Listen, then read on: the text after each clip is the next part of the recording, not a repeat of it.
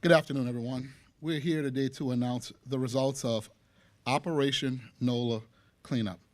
And I'm here with all of our partners, U.S. Marshals, FBI, Housing Authority, our deputy chiefs, the members of our Violent Offender Warrant Squad, and we're here supported by a number of outside jurisdictions, all of our sheriff's departments that are in the region.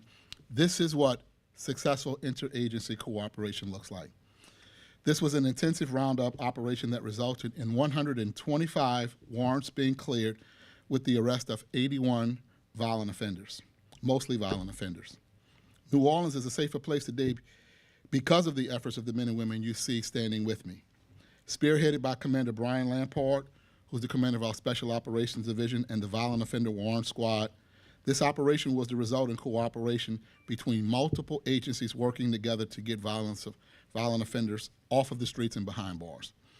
The FBI's Violent Crimes Task Force, the New Orleans branch of the U.S. Marshals, who are standing here with us today, were instrumental in the success of this effort.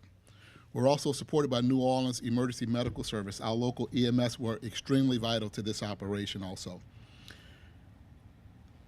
Right now, we benefited from the assistance and cooperation of a number of agencies to include probation and parole, Louisiana State Police, and as I already mentioned, all of our regional sheriff's departments and EMS. All worked hand in hand with this team with 6 tactical medics devoting 142 hours to support the operation and provide standby medical coverage should we need it. We began this operation on June 12th with the list of 100 wanted subjects. We made arrests as early as June 21st when driven by time-sensitive intelligence. The roundup operations were conducted by a Violent Offender Warrant Squad unit with the help of our law enforcement partners from July 10th to the 21st. We were working around the clock. This team made an aggressive push to bring in as many violent offenders as possible in what we call a coordinated blitz. The results speak for themselves. 81 mostly dangerous individuals brought into custody with 125 warrants cleared in the process. 4 arrests for homicide, 4 more for attempted homicide, 7 arrests for armed robbery, 12 for sex crimes, rape, and sexual battery. Some were located already in custody on unrelated charges in various jails and prisons around the state. And this operation was a huge success and represents the hard work of an entire law enforcement community dedicated to seeing justice done for the people of New Orleans. So I want to thank and congratulate everyone that made this possible. The VIOS unit, our partners in FBI, U.S. Marshal Service, the dedicated EMS team, our Housing Authority, and all of our many law enforcement partners who assisted in this operation. Again, this is what cooperation looks like. This is the result of collaborative law enforcement efforts. So I want to publicly thank the men and women of NOPD who are very hardworking every day to make you safer and to bring criminals to justice. Operation NOLA Cleanup is an example of how commitment to keeping people safe, it's an example of what this really looks like. So for the criminals, ask the 81 individuals we just brought in what happens when you attempt to get away with breaking the law in New Orleans. We told you that we would pursue you, and we did. We told you we would find you, and we did.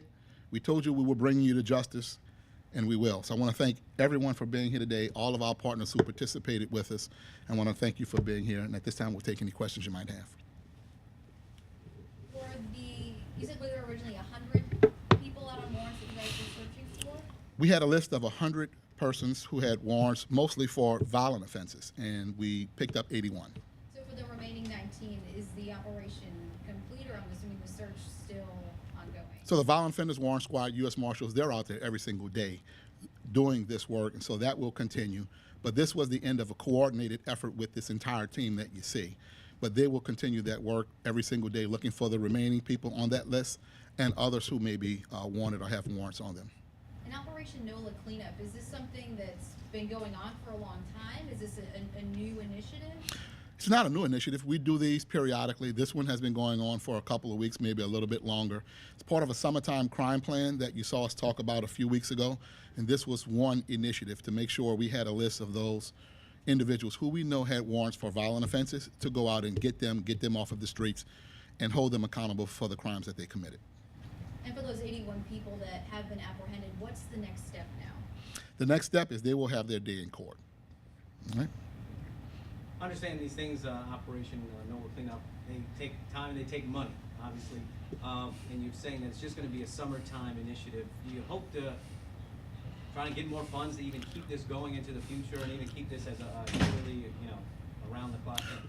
We have a summertime initiative. This was one part of it, but we do this periodically every single year. And so every now and again, we get together with the marshals and all of our federal partners, and we go and we do a blitz to round up people who are wanted for violent offenses. We will do this again. But the summertime initiative has a number of components. This was just one of them. All right? What, looking at even the MOL that we get, on a daily basis, we still see that folks are out there committing violent crimes, folks are out there doing violent things. What do you tell the people of New Orleans when you're coming out there saying we're arresting people on a daily basis and we're doing everything we can? However, there's still multiple individuals that are still out there, creating havoc for people that live out here and come out here to New Orleans. Well, this team and all of our law enforcement partners, we're working every day to create a culture and create an environment that tells criminals it is not a good time to commit crime in New Orleans, because we will catch you, we will pursue you, we will hold you accountable and bring you to justice. And so we're doing our part to do that. But this is, don't forget now, these are decisions that are being made by those individuals to commit crime. So as much as we're out there trying to prevent it, this burden is on their shoulders, that they're making the decision to commit crimes. We're going to do everything we can to prevent that, but when they choose to commit these crimes, we're going to pursue them, we'll catch them, and like we're demonstrating today, we're going to hold them accountable and bring them to justice. As a policing agency, do you agree that there's other sort of social, economical things that could go on in New Orleans that could help you out as an agency and help the city out? Well, that's always the case, and that is going on the prevention and intervention side. That's happening with the city, providing those services, reaching out to people to prevent crimes, to change their thinking and to give them opportunities so that they won't choose crime.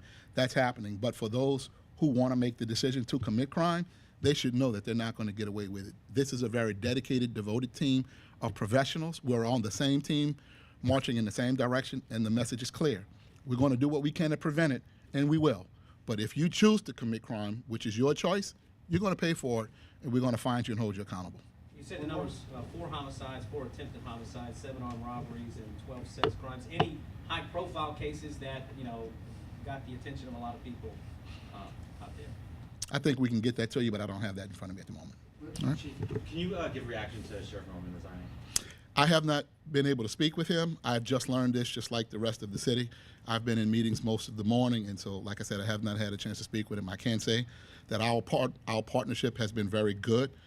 Our agencies work very, very well together, and he's and his agency, they've been very instrumental in helping the New Orleans Police Department. And so his experience will be very, very well missed.